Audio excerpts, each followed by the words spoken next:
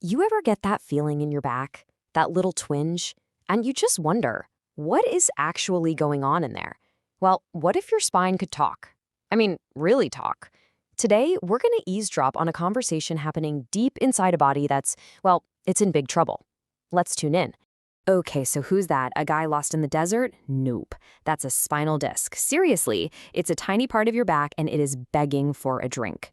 And this is where our whole story kicks off, with one simple request that, spoiler alert, gets completely ignored.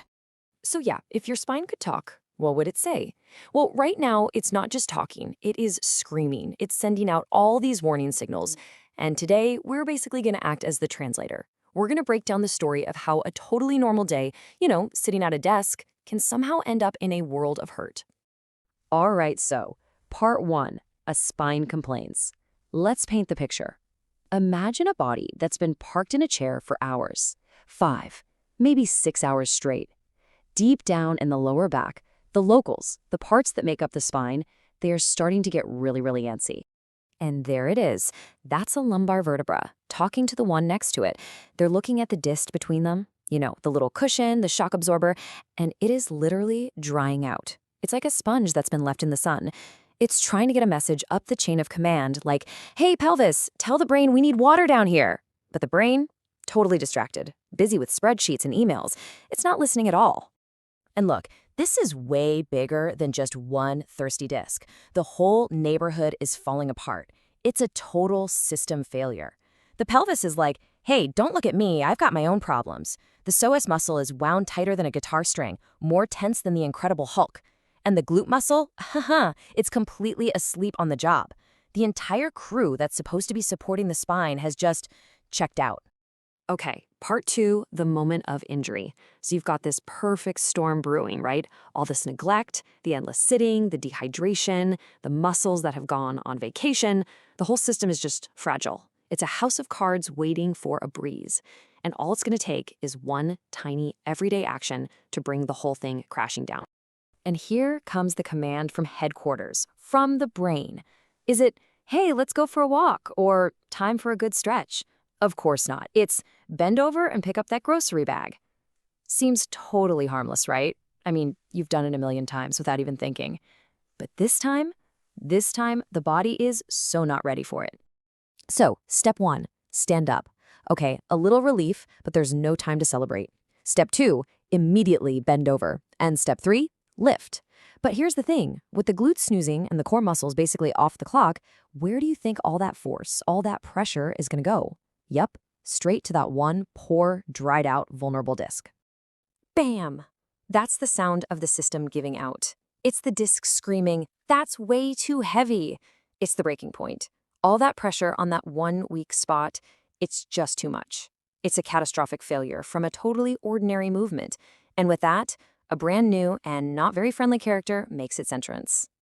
All right, part three, meet the scary hernia. So yeah, that catastrophic failure, it has a name. And in our little story here, it even gets its own voice. This is the villain of the piece, a creature born from all that neglect we were just talking about. So the hernia itself says it all, doesn't it? They call me the scary hernia.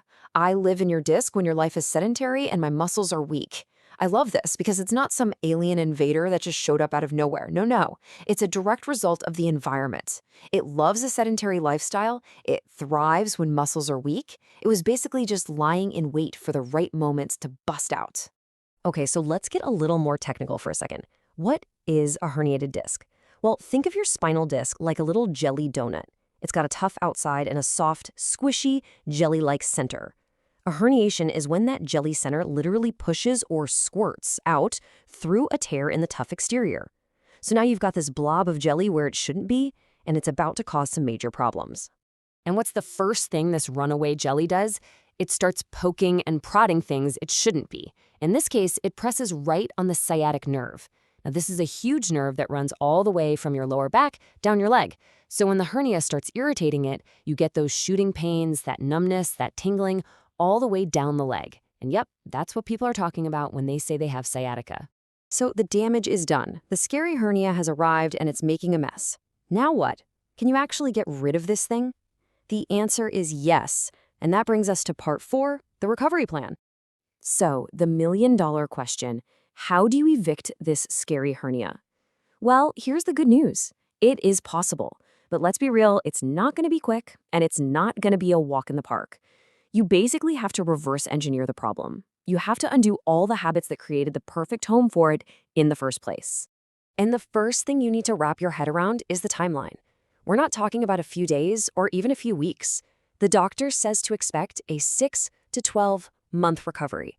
This isn't a sprint, it is a marathon. It's all about being patient and sticking with it day after day.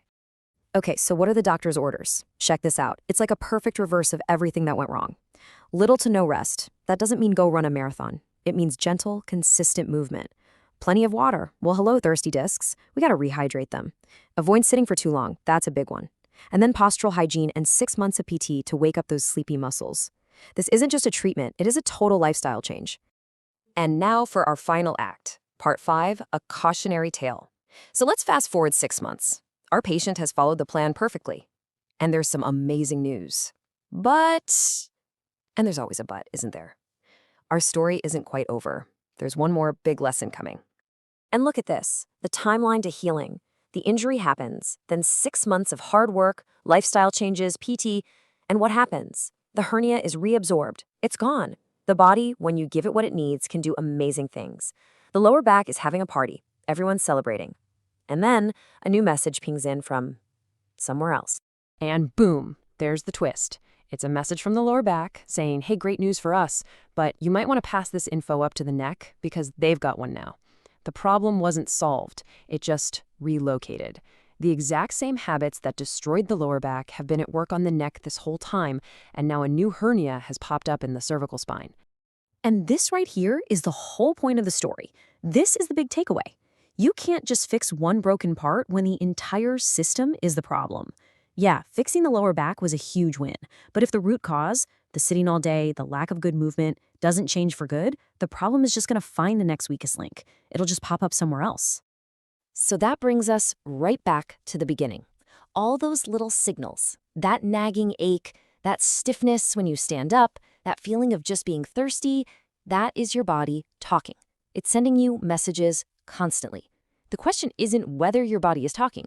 The real question, after hearing all this, is, are you actually listening?